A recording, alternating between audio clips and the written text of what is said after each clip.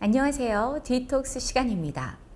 오늘은 드세 프로그램 중 동반되는 여러 인체의 반응에 대해서 그 반응의 의미와 대처 방법까지 얘기 나눠보려고 합니다. 드세 프로그램은 체내의 노폐물 배출을 목적으로 합니다. 그런데 이 노폐물이란 것이 오래되고 부패된 상태라서 마치 빨래할 때 찌든 때는 불리기도 해야 하고 빨래판에 문질러도 주고 여러 번 헹궈줘야 하듯이 체내 노폐물 배출 과정도 역시 이런 시간과 수고로움이 필요합니다. 사람마다 가지고 있는 노폐물의 형태가 달라 배출 속도와 순서는 차이가 있지만 드세 과정에서 누구나 기체, 액체, 고체의 형태로 노폐물이 배출되는데 이때 두통, 어지러움증, 울렁거림, 속쓰림, 피로감과 피부 발진과 같은 현상들이 동반될 수 있어요. 아무런 과정 없이 몸이 좋아지길 바랄 수는 없죠. 세상 모든 일은 노력을 담보로 결과가 오듯이 드셋 하시는 동안 몸이 변하기 위한 증상도 있고 몸이 변했기 때문에 나타나는 증상들도 있고 이런 과정을 응당 견뎌야 건강해집니다. 잠깐씩 나타나는 증상들이라 견딜만 하고요. 제가 그 과정을 들려드리고 조금 더 수월하게 진행될 수 있도록 방법도 알려드릴 테니까 꼭 성공해 보시기를 바랍니다. 먼저 두통과 어지러움증입니다. 드셋이 몸 청소 같은 거라서 우리가 청소할 때 먼지가 날리고 먼지는 가벼워서 위로 뜨듯이 우리 인체의 노폐물이 분해될 때 일정량 가스가 발생을 합니다. 가스니까 위로 뜨고 특히 위가 부어있던 분들이 드셋 초기에 두통이 좀 동반되실 수 있어요. 드셋은 소화기관을 쉬게 하는 프로그램이고 그 소화기관 중 제일 먼저 위가 휴식에 들어가면서 대청소를 시작하는데 위에 있던 가스는 식도를 타고 머리로 직행할 수 있기 때문에 두통이 동반될 수 있습니다. 또 평소 두통을 달고 살던 분들, 그래서 두통약 복용이 잦은 분들도 그런 생활 중에 약성까지 노폐물로 몸에 쌓아뒀기 때문에 드셋을 시작하면서 두통이 동반될 수 있죠. 두통은 노폐물 분해 과정에서 당연히 동반되는 가스 배출에 의한 일시적인 현상이고 그 가스가 몸 밖으로 배출되면 당연히 사라져요. 그런 유독가스 같은 걸 들고 살아서 뭐 하겠어요? 마치 미세먼지 가득한 몸인 건데 빨리 빼야죠. 그런 의미에서 두통은 고마운 신호입니다. 노폐물이 분해되고 있다는 증거니까요. 그럼에도 불구하고 두통을 즐길 수만은 없기 때문에 이렇게 한번 해보세요. 먼저 두통이 오면 물을 많이 드세요. 먼지 청소는 물걸레질이 답이듯이 물을 많이 마셔주면 체내에서도 물걸레질 효과가 나타납니다. 또 기체는 호흡을 통해서 뱉을 수 있으니까 심호흡이나 복식호흡, 특히 밖으로 나가 산책을 좀 해주세요. 걷는다는 건 인체를 들었다 놨다 하게 되니까 더 많은 기체 노폐물을 밖으로 뺄 수 있게 되고 자연스럽게 걸으면서 폐활량이 늘어나요.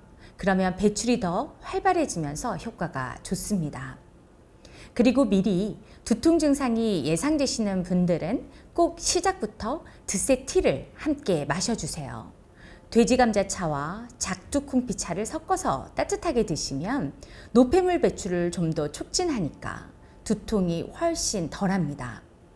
두통약에 의존하지 마시고 물 많이 드시고 심호흡과 걷기로 몸을 달래주세요. 또 어지러움증도 비슷한 의미인데 아무리 노폐물이지만 내 몸속에 있던 요소인데 헤어짐에 아무런 느낌이 없을 수는 없죠. 노폐물이 배출되는 대로 인체의 배 쪽의 세포들이 다시 공간과 배열을 맞춰야 하니까 세포들의 노동량이 좀 늘죠. 그래서 어지럽습니다. 잠시 눈을 감고 머리를 좀 기대주세요. 누워주실 수 있으면 더 좋습니다. 우리가 서 있을 때 혈행은 산을 오르는 것과 같죠. 앉아 있는 건 꺾이는 관절마다 마치 굽은 도로 같아서 더 혈액순환 속도가 안 나고, 그래서 앉아 있는 상태가 혈행에 제일 안 좋아서 자주 일어나 스트레칭을 해주길 권하는 겁니다. 반대로 누워주면 혈액은 마치 탄천을 걷는 것과 같아져요.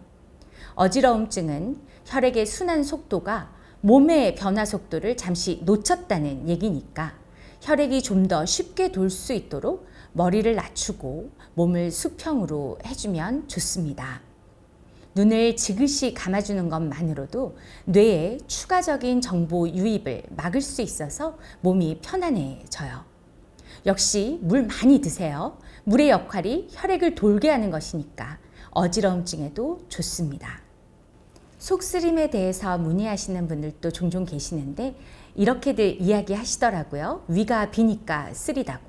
성립 불가한 논리입니다.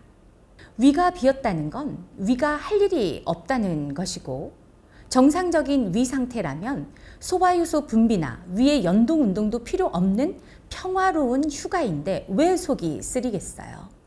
드셋 절식 기간에 속쓰림을 느끼시는 분들은 이미 위가 고장난 상태인 겁니다. 드셋을 먹어서 또 절식을 하고 있기 때문이 아니에요.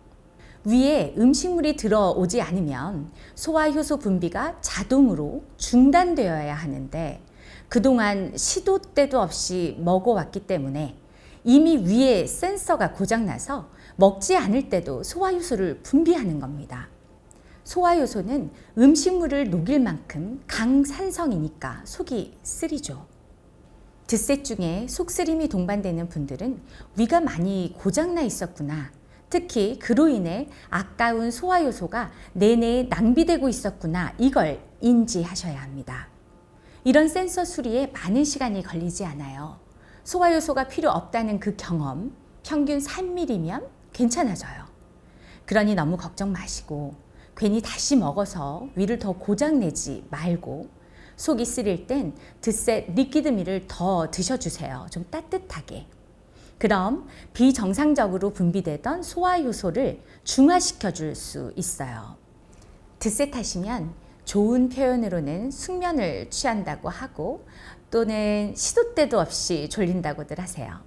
어떤 분이 하도 졸려서 둘째 가진 건가 임신 테스트 해보셨다고 하시더라고요. 여러분, 휴가 시작할 때 일단 밀린 잠 자지 않으세요? 저처럼 하루 종일 건강할 도리만 생각하고 실천하는 사람도 주말이나 휴가가 되면 일단 잠부터 더 자요. 인체도 똑같아요. 그동안 매일 먹고 심지어 나쁜 거 먹고 노폐물 쌓던 시간을 벗어나서 몸이 편안해지니까 너무너무 졸린 거죠. 드셋 초기부터 졸리고 피곤하신 분들은 인체가 휴가를 시작하면서 밀린 잠을 청하는 신호라고 생각하시면 맞고 드셋을 한참 진행하고 있는데 졸리기 시작하시는 분들은 인체가 어느 때보다 사투 중이란 의미입니다.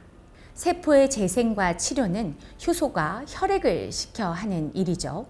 소화효소가 급격하게 저축이 되고 35가지 발효식품으로 어느 때보다 많은 혈액이 채워지면서 드디어 몸이 노폐물도 분해하고 그동안 못했던 몸속 구석구석을 정비하느라 아주 분주하고 그러니까 너무너무 피곤해요.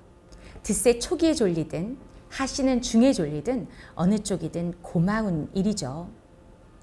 우리 인체는 수면 중에 재생됩니다. 지난번 드셋 효과 극대화를 위한 꿀팁 알려드리던 시간에 제가 수면의 역할에 대해서 짚어드리고 꼭 드셋 하실 때 수면 시간 엄수하시도록 강권했던 내용 기억하실 거예요.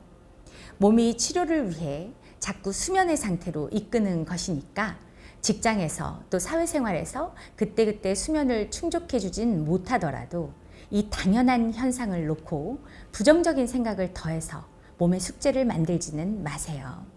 마지막으로 살펴볼 내용이 두드러기, 피부 발진입니다.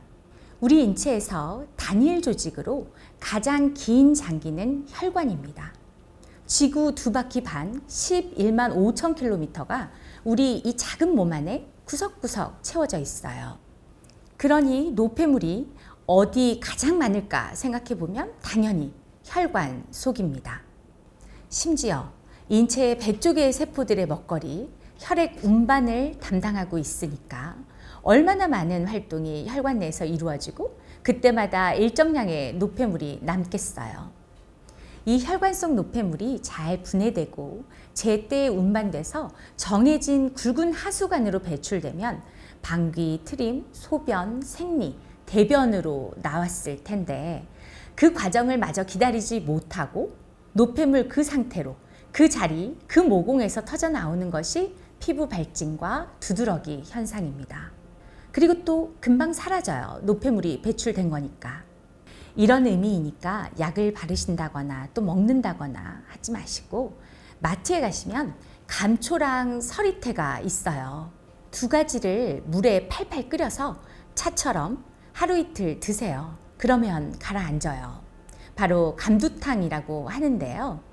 드세티 만들 때 같이 만들어 드릴까 하다가 돼지감자나 작두콩피, 비트는 건강하게 재배해서 잘 말리는 과정이 필요하고 이 과정에 대한 기준 엄수가 중요해서 저희가 직접 준비했는데 감초와 서리태는 쉽게 구하실 수 있어서 감두탕은 방법으로 가르쳐 드립니다. 한번 해보시고 일상에서도 특히 여름에 식중독에 걸리신다거나 배앓이 하실 때도 활용하시면 정말 좋습니다. 드셋이라는 새로운 시도 중에 동반되는 여러 현상들은 그 나름의 이유가 있습니다. 결과가 아니라 과정이니까 너무 걱정 마시고 무엇보다 증상을 마주하는 생각을 바꾸는 것, 또 그 의미를 찾아보는 것. 그래서 반드시 치를 것 치르고 더 건강해질 나를 기대하며 지내보시면 좋겠습니다. 저는 다음 시간에 더 좋은 건강 이야기 가지고 다시 오겠습니다. 여러분, 드셋 하세요. 건강하세요. 언제라도 드셋에 대해, 건강에 대해 궁금하신 내용은 홈페이지 게시판, 개인 맞춤 상담이 가능한 카카오톡 채널, 인스타그램 댓글과 DM으로 남겨주시고 좋은 정보를 꾸준히 만나실 수 있도록 좋아요, 구독, 알림 설정 부탁드려요.